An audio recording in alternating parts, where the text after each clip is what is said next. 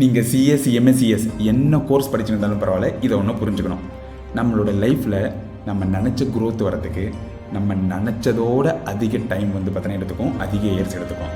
ஆனால் ஒன்ஸ் அந்த க்ரோத் வந்துருச்சுன்னா நீங்கள் நினச்சதோட வேகமாக பெருசாக இருக்கும். இப்போ என்னோடய லைஃப்லேயே நான் வந்து பார்த்தீங்கன்னா ஒரு எக்ஸாம்பிள் சொல்கிறேனே. உங்கள் எல்லாருக்கும் நான் யூடியூப்பில் மட்டும்தான், இன்ஸ்டாகிராமில் மட்டும்தான் கண்டென்ட் க்ரியேட் பண்ணுறதா தெரியும். பட் அதுக்கெலாம் முன்னாடி நான் 2021 லிங்க்டின்ல கண்டென்ட் க்ரியேஷன் பண்ண ஸ்டார்ட் பண்ணேன். எனக்கு லிங்க்டின்ல 5000 ஃபாலோவர்ஸ் வரதுக்கு மோர் தென் 4 இயர்ஸ் ஆச்சு. நான் கன்சிஸ்டண்ட்டாக எஃபர்ட் போட்டுனே தான் இருந்தேன், நிறைய லேர்ன் பண்ணிட்டே தான் இருந்தேன். அங்கே லேர்ன் பண்ணதை வச்சு நான் வந்து யூடியூப்பில் கண்டென்ட் க்ரியேட் பண்ணேன். லாஸ்ட்டாக இன்ஸ்டாகிராமில் க்ரியேட் பண்ண ஸ்டார்ட் பண்ணேன். எனக்கு இன்ஸ்டாகிராமில் 20K வரத்துக்கு லெஸ் தென் 6 months ஆச்சு. அதே மாதிரி நான் வந்து பார்த்தீங்கன்னா ஒரு டார்கெட் நம்பர் வச்சுருந்தேன். ஓகே, நம்ம போர்ட்ஃபோலியோவில் இவ்வளோ அமௌண்ட் வந்து இன்வெஸ்ட் பண்ணணும் அப்படின்னு சொல்லிட்டு அந்த அமௌண்ட்டை நான் சொல்லலை, அசியூம் அது எக்ஸ்ன்னு வச்சுக்கோங்களேன். நான் அதை அச்சீவ் பண்ணுறதுக்கு மோர் தென் வந்து பார்த்தீங்கன்னா 4 இயர்ஸாக நான் சேவ் பண்ணி பில்ட் பண்ணேன். பட் என்னோடய போர்ட்ஃபோலியோ 10x மாறத்துக்கு லெஸ் தென் 1 year தான் எடுத்துச்சு. இதை தான் வந்து பார்த்தீங்கன்னா க்ரோத் பேரடாக்ஸ்னு சொல்லுவாங்க.